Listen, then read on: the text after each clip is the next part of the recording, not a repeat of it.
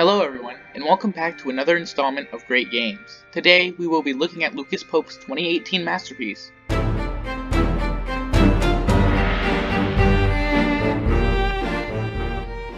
The Return of the Obra Dinn is a very unique game in today's modern landscape.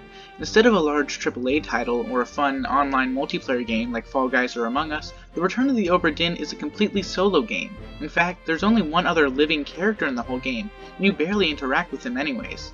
Still, this game is regarded highly, not just by me, but by critics and other gamers as well. This begs a question: why is this game so good? How does this one-bit project developed by one person, with so few things to do, make the most entertaining and intriguing game I've played to date?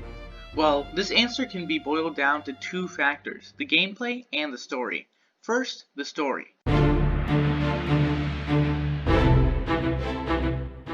In 1807, the Obra Dinn, an East India trading ship, has washed back up in English waters after having been declared lost at sea in 1803. You play as an insurance inspector, tasked with finding out what happened to the ship's 51 crew and 9 passengers, all now gone from the ship. From here, you slowly piece together the main story using the game's clever key feature, the pocket watch. The watch, emblazoned with Memento Mortem, Latin for Remember Death, is not actually a tool to tell the time of day. No, in this game, the pocket watch is used to do this.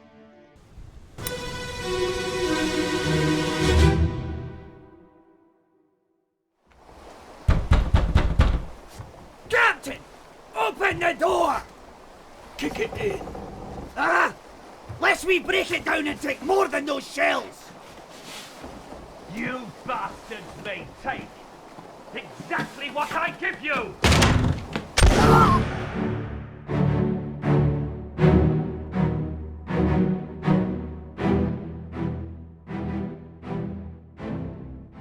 This is where the real story begins. Going around from body to body, replaying the last moments of their lives in these short cutscenes, it's a truly fantastic way of storytelling that allows the player to become enveloped and involved with the story, while still making you feel like a detective, by only showing you a few lines of dialogue in one scene, giving the task of filling in the gaps to you. This leads me into the gameplay. Obra Dinn, at its core, is a detective game, but in contrast to others in the same genre, the gameplay loop is a much more involved system due to the way the story is presented and how the game is played. In some detective games, solving a case can be as easy as clicking around on everything and following a clear path. This, however, is not how the Obra Dinn is played. Instead of dawdling around the ship from one body to the next to solve each death individually, each death is based on a web of others from a section of the journey, so the player must find the context of each death as well. To add on to this, detective type games, most of the time, will show you both who died and how they died.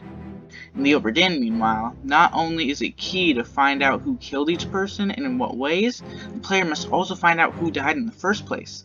Though this may not seem difficult, just remember that there are 60 fates to solve, and with the way that the story is laid out, there's very little dialogue to gather names from. These core mechanics of the gameplay in Obra Dinn really allow for a true detective experience, where the player isn't fed the answers, but actively has to seek them out, from looking at the clothes of the person, to their accent, where they hang out, and who they interact with. And if you think you can guess your way through each fate, that won't quite do in the Obra Dinn, as unlike other games, the player must solve 3 fates correctly to be told if they've done it right, which can be frustrating at times when not knowing anyone's names, but is all the more rewarding when this screen pops up.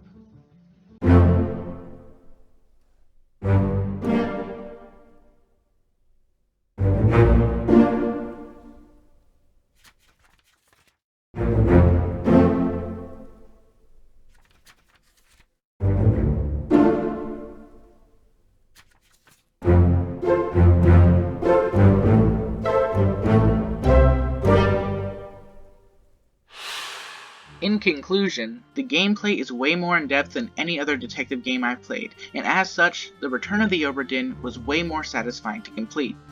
This, with the way the story is told, really made me realize that The Return of the Obra Dinn is truly a great game.